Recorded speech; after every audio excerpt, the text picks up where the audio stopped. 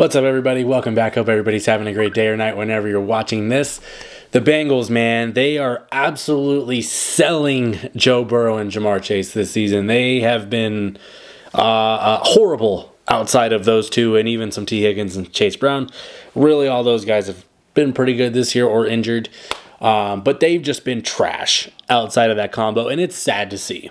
It's sad to see because we're seeing the best seasons from Burrow and from Chase. Like, this is easily, the pace that they're on right now is insane. And to be 4-7 with a bunch of heartbreaking losses, almost all due to factors outside of Burrow and Chase, it sucks. It sucks to watch. And I feel like we're going to talk about Ja'Marr Chase and Burrow, particularly in this video, in their seasons. And there's a lot of people calling for Zac Taylor, the head coach, to be fired. And I want to know in the comments from the Bengals fans, the NFL people that have watched a lot of the Bengals play this season, is it deserved? Do we think Zac Taylor is the problem? Because if a lot of people are saying it, it's really hard not to believe it. But I don't really always just follow the masses. I think he's made some very questionable decisions. The play calling has been shit for a lot of it, and you're getting a lot of bailout from Burrow and Chase. If those guys were not there, who knows how bad this offense would be? Because if we're going to start with Chase, the man's been a monster. An absolute monster. Through 11 games, he has 73 catches for 1,056 yards and 12 touchdowns. That's a great season for almost everybody else in the NFL. Almost every other receiver, that's a great season. 1,056 yards, 70 catches, and 12 touchdowns. That's amazing. That's 11 games for Ja'Marr Chase. And this is why I think ownership and management is stupid, because Ja'Marr Chase wanted to get paid in the offseason. And yes, it's 2 years. It was a year early from where everybody else normally tries to get paid. But he honestly kind of gave them an option here to pay him early and then not have to worry about paying him when the money's going up. Now the money's going up. Now you're going to have to pay him more. He's having his best season, and you know damn well he's not playing a single snap next year unless he gets his contract. And he's, instead of wanting 35 mil, he might want 40 now. He might want 42 mil. And you're going to be damn sure you're going to pay it to him too, which is the crazy part. It's just bad. It's malpractice. And Ja'Marr Chase is one of those guys that's not going to pull his punches when talking to the media. He's going to say exactly how he feels. And they ask him, like, oh, what do you think about the call on this one? Hey, that's Zac Taylor's fault, man. Like, I don't do the play calls. That's the coach.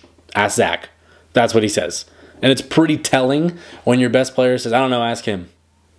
Like, that's, normally you'll get some guys that are like, oh, we lost as a team, whatever. They give you the media-friendly answer. Ja'Marr, no, ask the coach. I don't know what that shit was.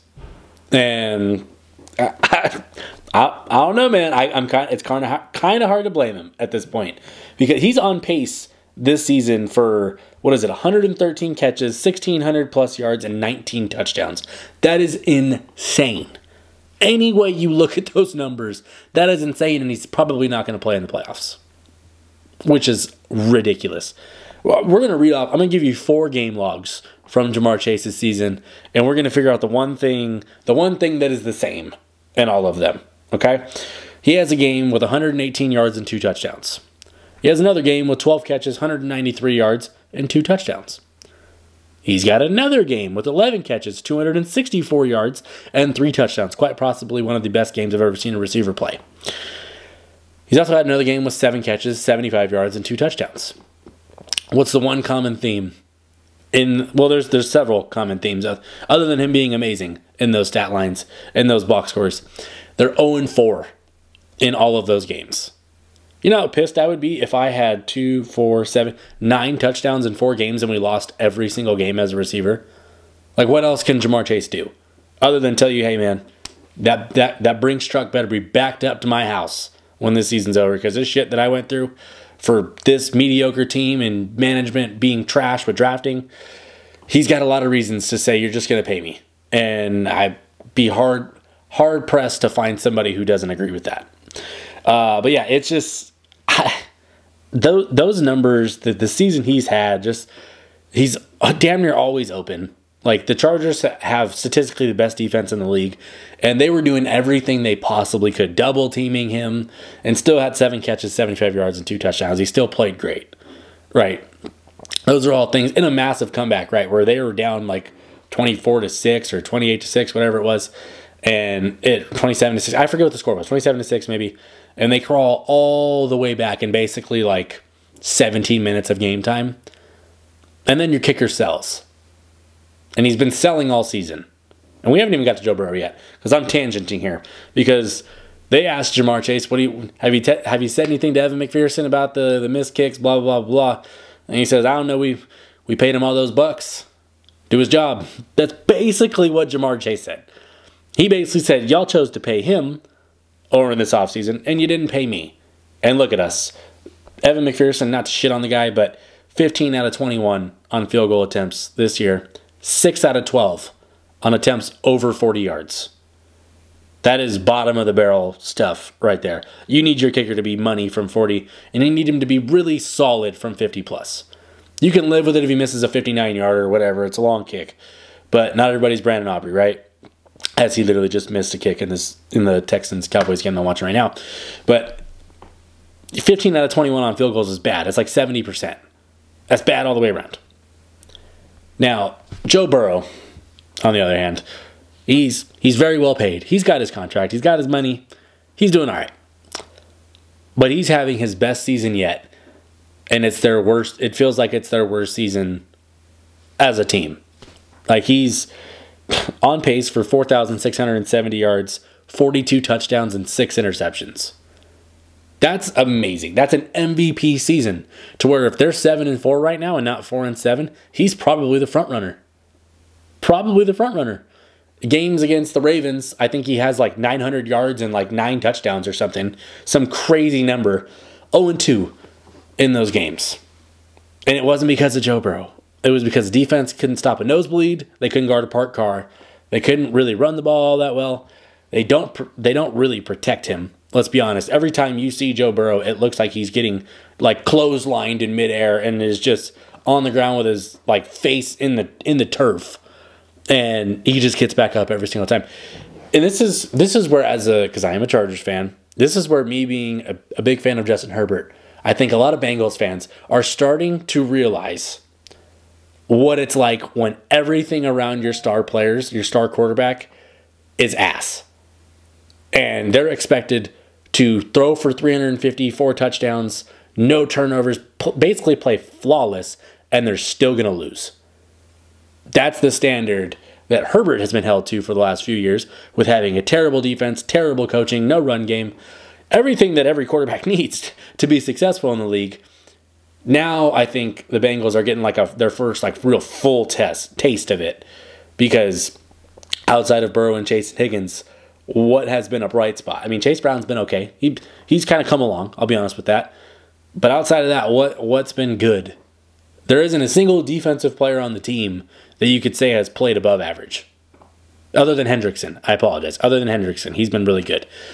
But this Joe Burrow is now feeling what it's like to have Justin Herbert's scenarios that he's dealt with in the past few years. And that's why I understand it. That's why I respect it, because I know what it's like to see your quarterback go out there and try to throw for 400 yards and 4 touchdowns and run and not make a single mistake and do all that and still lose. We've seen it year in, year out with Herbert. So I think as Chargers fans, we can kind of understand what this guy, what the Bengals, what Joe Burrow is going through. And I think that I just want to look at it from this perspective that he has played amazing. Ja'Marr Chase has played amazing, but everything else, it feels like outside of them, has consistently let them down. Because, I mean, Burrow's, put it this way, his best QBR in his career before this season was 60.8. This season, it's 76.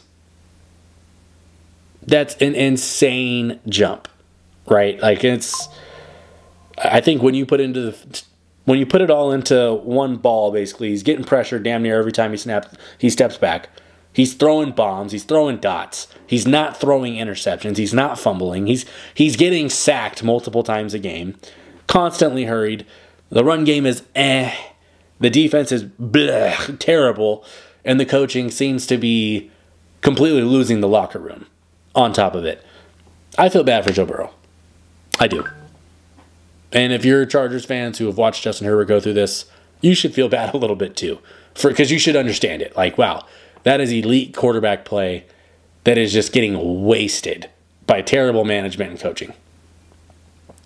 And I truly think that if they finish this season, 6-11 or something like that, I don't know who they play left, but if they finish something like that, I think Zac Taylor will be fired. I think he will be let go. I don't know, maybe imagine if Ben Johnson wanted to go there from the Lions. That would be insane. I'm just saying, but they've been notoriously cheap when it comes to hiring, anybody or signing anybody too. So who knows if they're going to be willing to do something like that. But I think this is a lot on management. Very poor drafting. You can't name really anybody of note that's been solid on defense that they've drafted in the past 3 years. That's a big problem. That's a big problem. There's a lot of holes on this team. And it sucks watching a quarterback and a receiver just play insane. Just jaw-dropping, making huge plays. And then the other parts of the team just can't hold it together for a quarter. It's rough to watch, but I just think we're watching a special season from Burrow and Chase. And Chase is definitely about to get every single dollar that he wants. And if the Bengals management tries to play around with that, that's a dangerous game to play because Ja'Marr Chase definitely strikes me as the type of guy that would literally not show up and pay every fine and just not play. So he's definitely earning his contract. Burrow is earning his damn contract, that's for sure. Everything around them is failing them, though. And I don't know in the comments, do you agree with that? Do you think my estimation of the Bengals' current state, do you think that's fair? Do you think that's fair, or do you think I'm going too much praise for those guys and not giving them any critiques because I just think that they've been so damn good. It's really hard to critique them when they do make one mistake. Or are you on board with me and think that they're getting sabotaged by the rest of the team and the coaching? That's personally what I've come away with. Anyway, let me know in the comments. If you're new to the channel, please subscribe if you like this kind of content. Please like the video. Really, really appreciate y'all for watching. The Bengals looks like zero chance of making the playoffs at this point in time, but I do think it's important that we do pay attention to something that's historic, because if Ja'Marr Chase gets to 19 touchdowns, that'd be the first time in forever that we've seen somebody do that. If Joe Burrow goes 42 touchdowns and 6 picks, feels like that'd be the first time in forever we've seen someone do that. So we're watching some historic stuff, and it's also some historic meltdowns outside of them. But anyway, thanks for watching. I'm done. Peace.